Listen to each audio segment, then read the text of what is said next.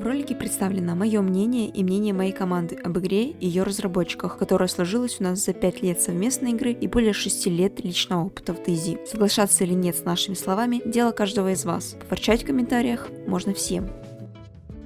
Мне очень жаль, что Bogame Interactive пользуется тем, что DayZ нет замены в категорию survival игр. Они буквально паразитируют на нем, выжимая все соки и деньги. Давайте же разберем по полочкам, почему ваше время не стоит этого дерьма. С момента релиза в 2018 году механики стоят на месте. Нет новых систем крафта, которые бы имели хоть какой-то смысл для новичка или опытного игрока. Зомби тупые, как в нулевой альфе. Хочешь базу построить? Вот тебе ванильная стройка, которая ограничивается стеной, башней и проволокой. Она никак не развивается с момента своего выхода. Устав за эти годы, игроки создали свои варианты строительства, лаконично интегрированные в стилистику игры. Помяните мое слово, пройдет время и разработчики адаптируют подобную систему в ванильную версию игры. Как минимум, подвижка в этом есть. С выходом трейлера DLC Badlands с новой картой Такистан будут впервые с альфы добавлять двухколесный транспорт. Где-то это я уже видела. Возвращаясь к стройке, ее основная проблема — это примитивность и низкая прочность. Ты как игрок обязан ебаться с этим как хочешь, а о прочности данной конструкции даже говорить не стоит. 10 гранат и вашей базы нет. Мало того, стройка в игре не разнообразна. Ее нельзя использовать в домах или иных постройках. А что насчет зомби? Это не игра выживания в зомби-апокалипсисе. Это игра-шутер, где зомби лишь кривой декор, который никак тебя не пугает. Даже крик свиньи, превышающий все допустимые нормы децибел, пугает гораздо больше, чем тупые зомби. О, блядь. Что это было сейчас? Свин убегает, свинота убегает. После 100 наигранных часов зомби — это лишний геморрой. Как же мне не спалиться перед другим игроком? Разработчики обещали переработать искусственный интеллект зомби. И что мы имеем на январь 2026 года? Зомби на вас. Егор, на тебя. Вот Я это. стреляла зомби. А, да? Я стрельнула, зомби побежал на Егора, меня цепанул по пути, дал мне кат и обратно на Егора пошел. Зомби в игре настолько тупые, что их присутствие не ощущается угрозой. Скорее, это очередной раздражающий фактор того, что мешает файтиться с выжившими. Вполне нормальная ситуация, что они не могут зайти в дом с открытой дверью и лишь бегают по кругу. По последней версии, что я нашла в интернете, в отделе DayZ в Bogame работает около 35 человек, и от изначального штата разработчиков уже никого не осталось. Чем они заняты? Портированием уже сделанного и придуманного с армы в DayZ или же воровством у мододелов. Те же машины, хоть спасибо на том, что уже не летающие, использовать их просто нецелесообразно и опасно. Если вас начнут принимать на машине, по механике игры вы даже не сможете одновременно выйти с машины и отправитесь на берег с одного хорошего зажима. А если случится прогруз базы или схрона, то вообще полет на Великий берег составит пару секунд. Это все не проблемы, высосанные из пальца, а будничная игра в DayZ. Это что-то надо забрать.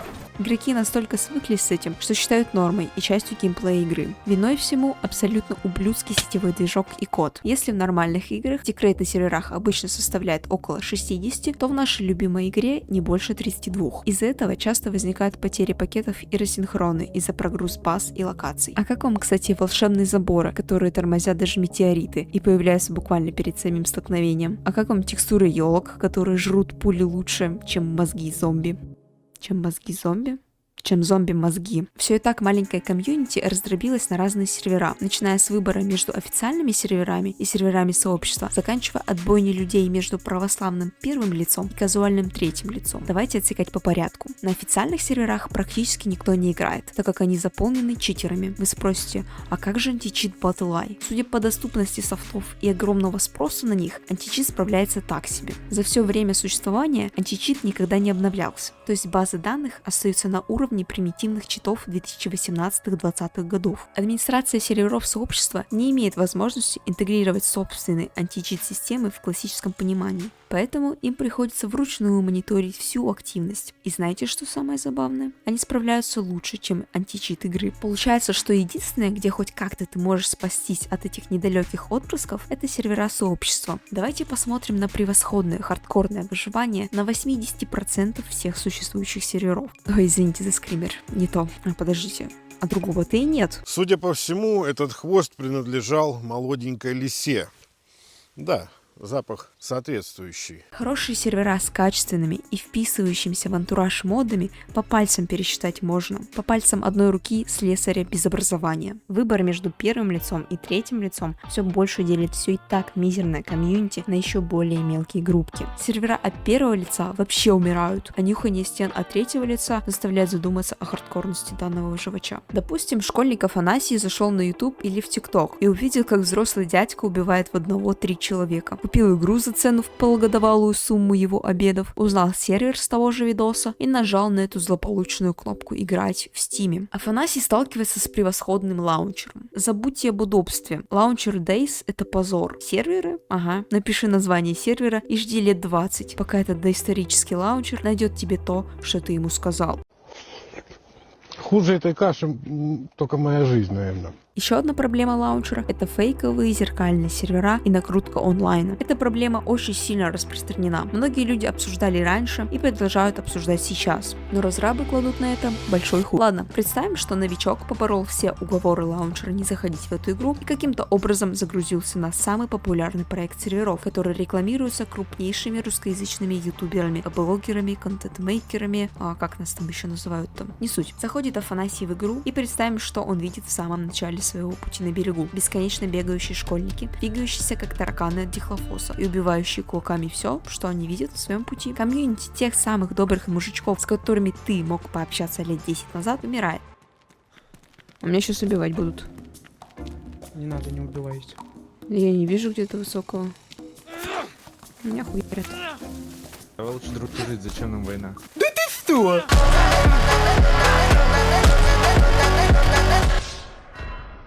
Блогеры в погоне за новым контентом, которым хотят удивить зрителя, снимают свои невероятные блокбастеры и приводят кланы растеров на сервера. А те, в свою очередь, только и хотят, что отстроить крепость в 20 железных дверей, затаскать туда лута столько, что к городу подойти невозможно, потому что все лагает, и выставить кланового ночного охранника. Рядом дед Максим сидит в кустах. Пернет, а охрана думает, что их редит гранатами и начнет названивать всему рою ос, чтобы защищать баску. Добро пожаловать в современный Days. Разработчики поддерживают такой геймплей в игре, поскольку чуть ли не каждую огромную обнову выкатывают еще больше огнестрельного оружия. А как же арбалетик и прочее оружие низкого тира? Да пока ты этот арбалет найдешь, я уже найду калаш на СЗ или Макара в доме. Хватит думать, будто в игре есть хороший баланс спавна лута. Его нет и скорее всего не будет. Разрабы лучше добавят еще в игру пулемет. О, давайте похвалим разрабов за то, что они недавно раздали платную DLC-карту Ливония всем бесплатно. О, погодите, а почему цена на игру в целом выросла? Теперь ты получаешь карту бесплатно, но платишь еще больше за базовую комплектацию игры. Гениально. И сколько же просят разработчики за это перенасыщение говна? 2800 рублей за базовую комплектацию и еще 1700 за невероятную DLC-карту Frostline, о которой мы поговорим позже. За что такая цена? За 50 гигабайт багов и постоянное потребление патчей в виде смены звуков у винтовок и добавления невероятно полезных карнавальных масок? Days Frostline — это плевок в лицо сообществу. Разработчики отдела, занимающимся Days, снова показали, что вместо создания чего-то нового и стоящего, они предпочитают копирование чужого труда. DLC стоит 1700 рублей, в то время как цена самой игры 2800. За эту цену нам предлагают переработанную карту из Arma 3 с урезанным контентом, убогим балансом и банальным копированием чужих наработок. На карте даже классический контент урезан, где динамические события, где новые механики. Вместо этого нам дают скучную карту с вырезанными островами, которые потом подадут как новый контент. Богемия снова выпускает недоделанное дополнение за стоимость отдельной игры, чтобы в будущем делать видимость работы. DLC не дает количество и качество контента за такую цену. Взять тот же Намальск, что абсолютно бесплатен, и над ним старался один человек. Там прогрессия на старте была довольно интересной. Двигайся в разные точки карты, ищи подлодку, собирай документы, лутай костюм для защиты, пытайся понять, что было на острове до вируса в конце концов. Открой аномалию, попади на другую планету. Да, я это все вам рассказываю про Намальск, над которым работал один человек, в то время как над Сахалом пыхтел и весь отдел Days и привлеченные создатели модов. Это в очередной раз доказывает, как разработчикам плевать на игроков и их положительные эмоции. Их интересуют только деньги. Мало кто помнит хайп при выходе альфа-версии Days Standalone в 2013 году. А про Days Mod я вообще молчу. После выхода альфы онлайн только и делал, что падал на фоне отсутствия развития. Откровенно говоря, Она была кривой и практически ничем не отличалась от мода. Создается впечатление, что богемы сделали это только для того, чтобы заработать деньги для другого, а именно релиза игры. Он произошел спустя почти 5 лет, но ничего не поменялось. Огромные перспективы обновлений, идеи и направления, с которыми можно было экспериментировать. Все это было задушено безразличием к своему проекту. Не иначе, как паразитированием на корневой идее проекта это назвать нельзя. Это начиналось тогда и продолжается до сих пор. Все следующие 5 лет обновления состояли в основном из возвращения ранее утраченных ресурсов и механик игры из альфы и мода.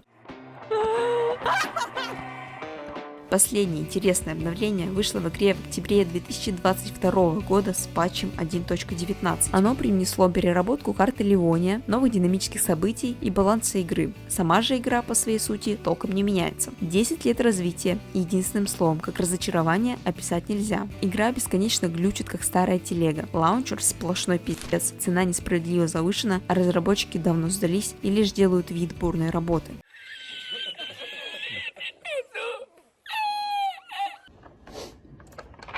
What's this, you fucking piece of shit? Тысячи и сотни багов, которые не исправляются годами, начиная от сетевых рассинхронов, из-за которых нужно перезаходить на сервер, заканчивая известной проблемой с кривыми руками, исправить которую способна лишь переустановка игры. Что ж, давайте посмотрим, как обстоят дела Дейза в 2026 году. Да, сука. А что же делать опытному игроку? Как только ты набрался совсем немного опыта, перестал шугаться каждого шороха, понял, что зомби действуют по одному скрипту, не умея залазить на машину или выбивать двери домов, тебе становится скучно. Все некогда атмосферное и красивое становится рутиной. Все, что тебе может принести удовольствие и адреналин, это зарубы с другими игроками. И вот ты, уже повидавший жизнь выживальщик, залутался и пошел искать этот самый адреналин. Идешь и идешь, и идешь, и опять идешь. И так ты проведешь 80% своего времяпровождения в игре, а потом умрешь от первой пули в спину. Да блять! Конечно, и это можно романтизировать, сказав, мол, интересно же начать с самого начала, или в этом и есть смысл Дейзи. На первое утверждение я скажу, да, но никогда это продолжается уже 3000 и больше часов по одному шаблону. В игре больше делать нечего, а смысл Дейзи не в том, чтобы умереть с одной пули в спину и начать заново. Его смысл в том, чтобы выжить любой ценой, договориться с другими выжившими о взятке и уйти, пройти путь поиска еды и не умереть с голода, не умереть от зомби или еще тысячи вариантов уйти к праотцам. Но возвращаясь к началу, этого уже нет. Dude, this server is absolutely toxic. Пока ты будешь лежать без сознания, игроки скорее тебя добьют и отправят на берег, нежели захотят отыграть и взять пленника. Им это не нужно и не интересно. У игроков нет побочного занятия после изучения всей игры вдоль и поперек. Никто, кроме единиц ютуберов, не пытается докопаться до истины и понять, откуда пришел зомби-вирус в Чернорусь и другие локации мира. И те уже давно разочаровались и не появляются на радарах. Несмотря на все минусы, что мы обсудили в ролике, мне все еще нравится и хочется играть в Дейс ради этих моментов. А, блядь! Голландский штурвал в туалете у троих.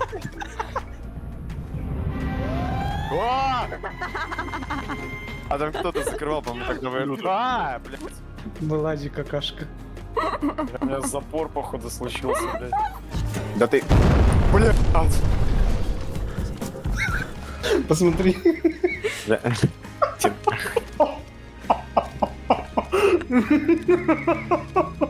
Но это все заслуга моей команды, которая дает мне возможность посмеяться и обсудить всякую ерунду. Это не отменяет факта, что разработчикам плевать на игру. И если ты игрок-одиночка, вряд ли ты сможешь поистине насладиться той атмосферой, что была лет 10 назад. Дейс стал игрой «Убей или будешь убит».